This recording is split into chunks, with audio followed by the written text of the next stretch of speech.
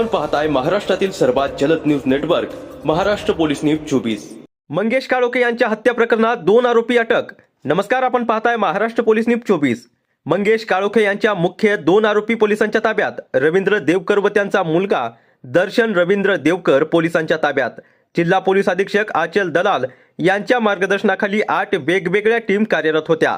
Khopoli, Navi Mumbai, Mumbai airport, रायगडमध्ये अन्य परिसरात 8 टीम कालपासून कार्यरत होत्या।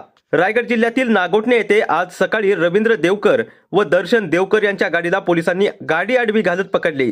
26 तासात मुख्य आरोपी असलेले रवींद्र देवकर यांना अटक करण्यात रायगड पोलिसांना मोठे यश।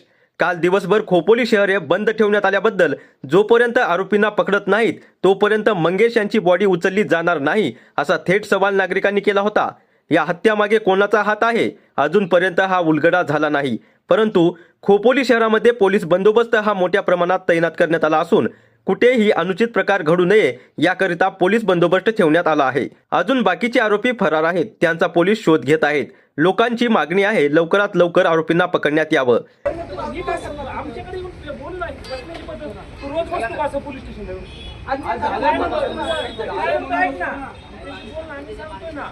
हे चांगलं आहे का, योग्य आहे का, आम्हाला बोल ना, आम्हाला पण योग्य आहे